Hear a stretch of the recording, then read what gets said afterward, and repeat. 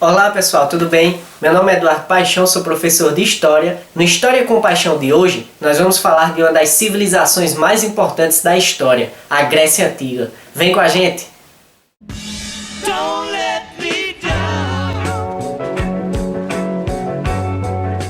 Bom pessoal, no que diz respeito à formação da Grécia Antiga, na Antiguidade eles eram conhecidos por helenos. E aí você me pergunta por que, professor, eles eram chamados de helenos? Eles habitavam a chamada Hélade, que hoje a gente conhece como a Grécia, tá? O seu território ele era dividido em algumas partes com algumas denominações que a gente vai tratar agora. Por exemplo, nós tínhamos a Grécia continental, que era justamente a região ao sul da Península Balcânica. Nós tínhamos a Grécia insular, que era formada pelas ilhas do Mar Egeu e do Mar Jônico. Nós tínhamos a Grécia peninsular, que era justamente a península do Peloponeso. Nós tínhamos a Magna Grécia, que era justamente a Península Itálica, e entre outras colônias asiáticas que formavam esse território grego. Algumas invasões ocorreram nesse território hélade para que pudesse se formar o povo grego. E aí, dentre esses povos, essas invasões desses povos eram invasões indo-europeias. E o que é isso, professor? Eram invasões de povos vindo tanto da Ásia quanto da Europa. Isso em meados do século XX a.C. Lembre-se disso para não misturar as informações. Dentre estes povos, nós podemos destacar os aqueus, os eólios, os jônios e até os dórios, que foi quem deu início ao povo grego, tá bom? No que diz respeito à economia da Grécia Antiga, era uma economia voltada ao comércio marítimo, tá bom? A partir de sua formação, nós podemos observar que a agricultura não deu muito certo na Grécia. Por quê, professor? O solo era pouco fértil. Isso quer dizer que se eu plantava, no princípio lá na Grécia, praticamente eu não iria colher, porque a terra ela não iria aceitar, a plantação não se desenvolveu. Então, com um solo pouco fértil e com o mar banhando a Grécia, não tem outra saída. E essa aí pode ser também uma das chaves que expliquem o forte poder militar de algumas polis da Grécia, tá bom? Os períodos históricos da Grécia se dividem em alguns momentos. O primeiro nós podemos destacar como o Creto Micênico. E o que é isso, professor? É um recorte histórico que compreende entre 2000 anos antes de Cristo a 1000 anos antes de Cristo. E aí nós podemos destacar que foi nesse período que foi ocorrida a utilização dos metais vindo do Oriente e a utilização também do alfabeto fenício. Mais à frente, num período que nós vamos chamar de período pré-homérico, foi de 1000 a 800 anos antes de Cristo, formaram-se as polis. E o que seriam essas polis? Essas polis eram modelos de antigas cidades gregas, ou seja, basicamente era uma cidade-estado, era uma cidade independente, era uma cidade em que ela iria se desenvolver sem depender das demais que a rodeavam, tá bom? Nesse período pré-homérico ocorreu também a expansão dos gregos do Oriente para o Ocidente. Mais à frente, entre os anos 800 a 500 anos antes de Cristo, ocorreu o período homérico.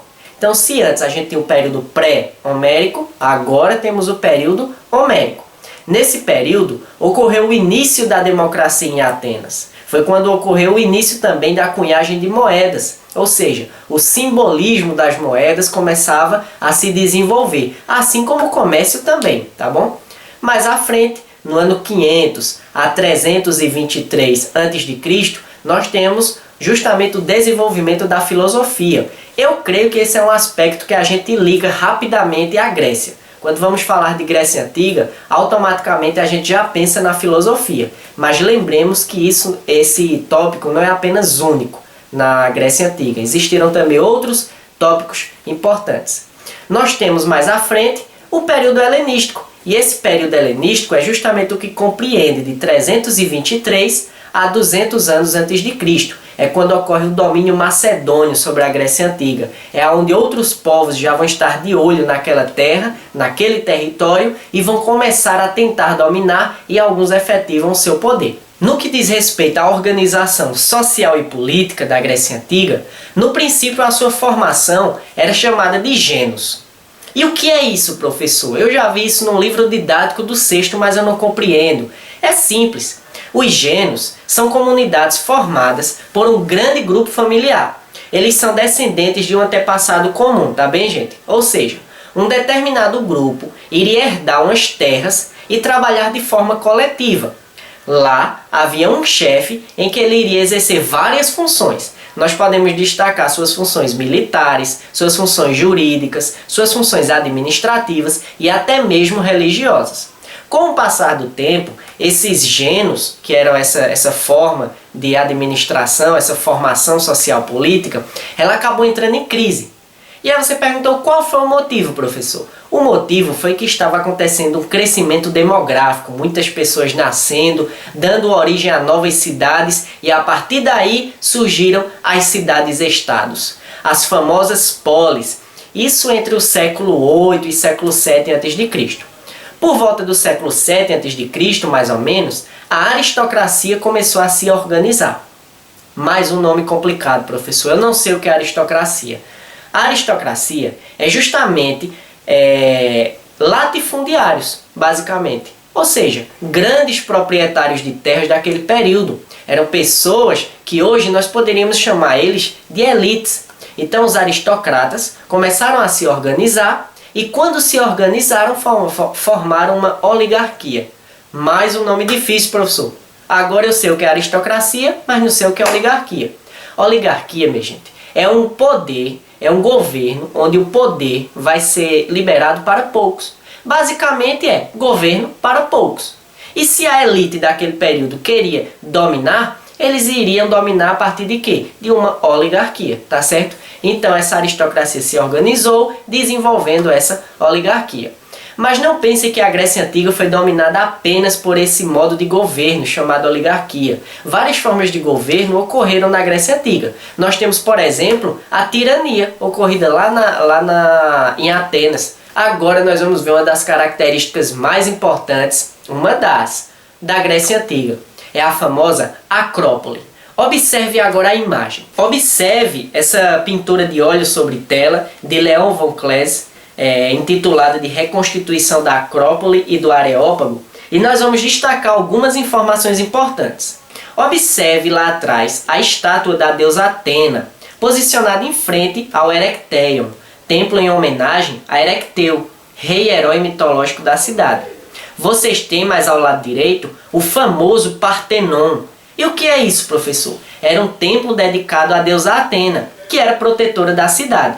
Mais abaixo, nós temos naquelas escadarias perto da estátua, no centro, uma grande escadaria que leva ao Propileu, a porta monumental que dá acesso à Acrópole, que é justamente a parte superior da cidade.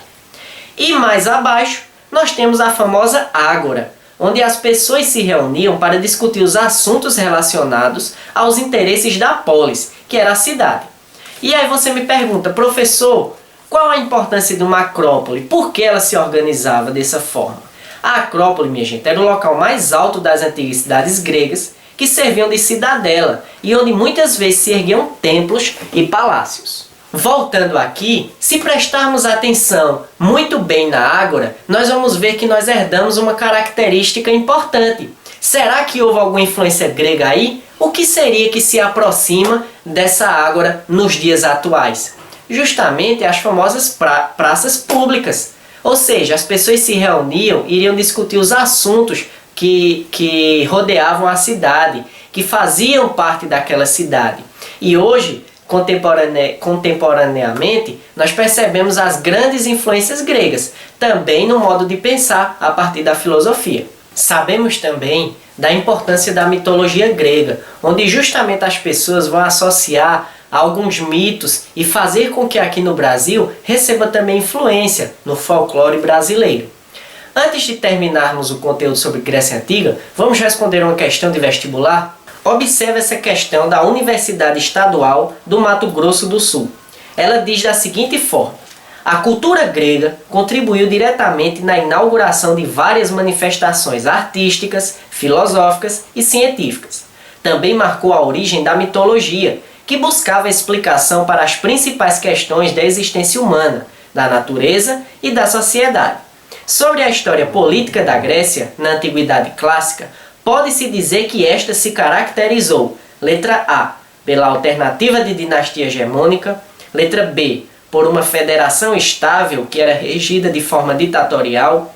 Letra C, por uma organização imperial. Letra D, pela existência de cidades-estados que atuavam politicamente como unidades autônomas. Ou letra E, por uma organização teocrática.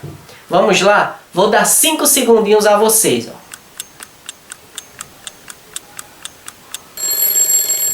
Pensou direitinho? Então, quem acha que a letra D está totalmente correto? Ou seja, sobre a história política da Grécia, nós podemos dizer que ela se caracterizou justamente pela existência de cidades-estados, que elas justamente também estavam ligadas politicamente como unidades autônomas. A Grécia Antiga foi formada por diversas polis. Elas se organizaram de maneira independente, como cidades-estados, mas as que mais se destacaram foram Atenas e Esparta, que eu tenho certeza que você sentiu falta em nosso vídeo. Mas aí você vai ver nos próximos vídeos do nosso canal. Então, para isso, se inscreve, compartilha, ativa o sininho para quando chegar mais vídeos novos, você já está ligado. Tá ok? Forte abraço do professor Eduardo Paixão e até mais.